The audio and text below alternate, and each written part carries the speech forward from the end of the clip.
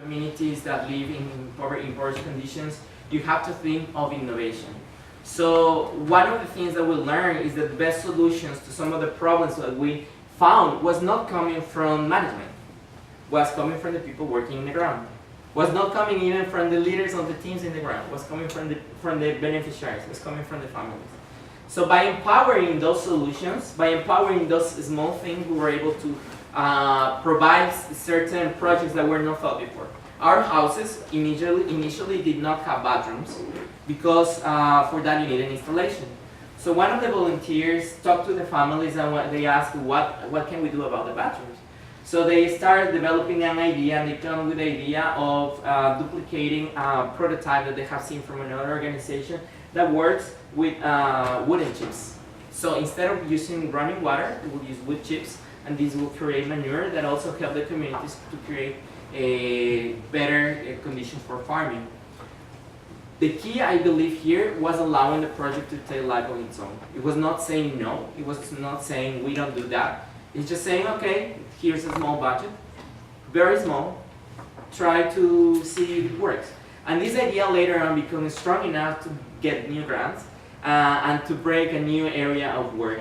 So sometimes innovation is good, and that means having the opportunity as a leader to think differently. Finally, the issue of some of the leadership principles is having a strong voice. And I think that's something that sometimes for us is hard to take on, because even though we may have strong opinions, we don't always voice them. And here, sometimes here I feel like at SIPA, and in general in the international community or international development, sometimes we are afraid to say things a little bit louder. And that means saying things like poverty is still existing. That means saying things like we have to be ashamed that a country that is calling themselves developing, that is calling itself, that has the best development over the last 10 years, has still these conditions. And that also needs to tell ourselves in where we live, what are we doing with the resources we have. So we have to be sometimes willing to say things are shameful. For example, if we have resources that are being used in things that are not the best for the community, we have to speak up. So that kind of leadership also calls out to have certain moral positions that can be challenging to the places that you work at.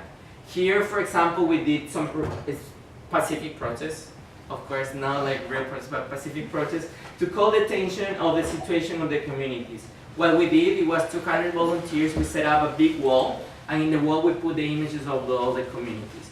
When nobody knew what was happening, we had the news coming over, we had some newscaster asking like, what's going on, this is about the government. It was not about the government, because it's not a political position, but it's about society. So we did this to call the attention of the people and to say, you cannot go around just walking on your vehicles and thinking that this is not happening. And what was important was to put the directions of the neighborhoods where what is happening. Because sometimes we think that poverty, sometimes we think that hardship is happening far away, but it's not. Sometimes it's just the same distance that we have from Harlem from here, and we tend to forget those things. So in that sense, as you saw before, some of the workshops start being replicated. This is one of the first steps that we took in the country into the next stage as organization. This was starting to build infrastructure projects. The organization throughout Latin America has had different degrees of success. In some countries it's very important, so much that is invited to participate in ministerial councils. For example, in Chile, in Argentina, has a very public voices, but in others it has a more difficult time to find a voice. So that has hindered the development of new stages. One of the stages that we always thought of is doing infrastructure projects, but this started in Ecuador, and I was very proud to make it the point of having it started because we didn't have the money at that time. And that was another thing that I think is important to point out, is what happens when failures happens, what happens when we're losing. So why is this important? Because at the end of the year, of the last year when I was in the organization, we lost a big donation, which was about 30% of our budget. So that meant for us that we had to cancel our last construction of 30 houses. That meant that 2 weeks before the construction, because this happened 2 weeks before the construction, we had to tell 30 families that we no longer were able to give them a home. Mm-hmm. Some families, we had 4 families who already put down their houses, so they didn't have somewhere to live in that moment. That was one of the hardest moments that I had to have as a leader, because I was not only caring for the organization, but also for the families who believed in us, and also for the volunteers. If you do something, if you pull back in this scale, it's going to have some cost on the people that you work with, on the people that believe in you, and in the communities you work on. At the end, we were able to manage to get some funds for 12 houses. So we built with the people who were in the worst conditions, especially those who had already put apart their houses. But we also started doing something new. We take the step and saying to our headquarters, sometimes you have to be strong with headquarters, okay, so we cannot do this, but let us do this. And even if they didn't agree, we started doing it. Because it was the right thing to do and because it was the right moment to do so. This was important because later on that became the first steps to the projects that right now in Ecuador are taking shape as formal next stages. If this wouldn't have happened 3 years ago, the current projects would never have taken place. So sometimes you have to go against the current, and sometimes you have to go against even your own superiors, because it's the right thing to do. This was also important because it also pushes in a different way. We realized that staying at Quito, the capital, was no longer feasible as the main center of the organization, so we started shifting to Guayaquil. Why? Because in Quito we don't have as many communities as in Guayaquil, but also because in Guayaquil we had a greater opportunity to have more advocacy. And that was also an important decision that came out of that situation. So with this, I just wanted to share a little bit of this background. Now, why so many kids together, constructions where we're managing up to 800 people mobilizing together in a weekend had made a little change. Because weekend by weekend, project by project, 6,000 by 6,000 each year, we were able to build an organization that has been lasting. We were able to build an organization that has something to say. We were able also to build an organization that withstand failure. We were able to build an organization that, even though that word not many people like it, but have resilience in face of hardship. And I think that that's important because if you believe in the power of youth engagement, you also must believe in the power of zero leadership.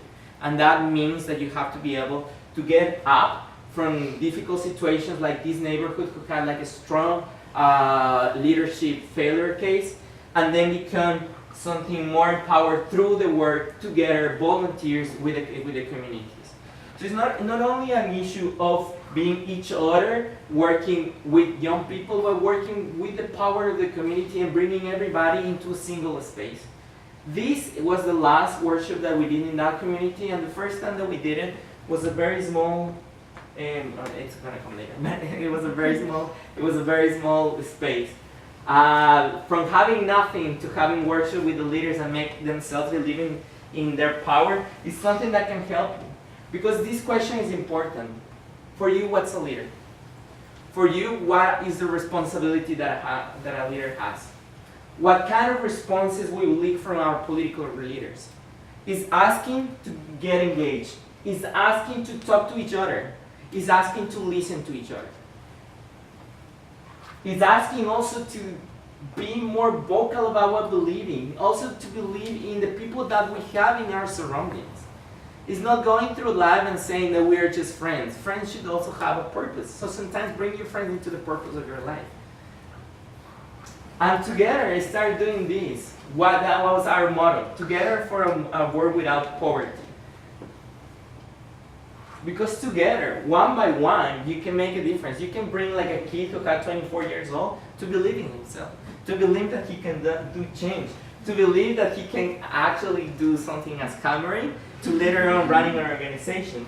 To believe people that before didn't think that the country cared for themselves, then now somebody cared about them, and to make the person who didn't believe that any of this was worth it to think that he can do something about it. It's important because you not only are building friendships, you're building organization.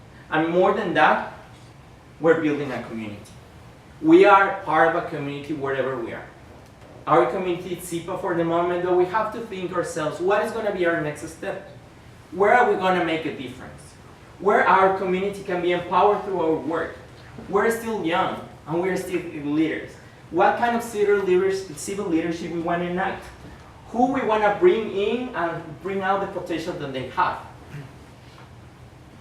Who do we want to allow to have their images of the world to become the leading principles for the communities that they take part of? Where are we going to walk our paths in life with other people who, like us, believe in the possibility of change? Sometimes it starts with something as a talk, but my question is, I ask you, like this volunteer, go out to the world. Go out believing in yourselves. Go out believing in the promise of your own capabilities. And not only the promise of your own capabilities, the promise of the capabilities of the people that we work with.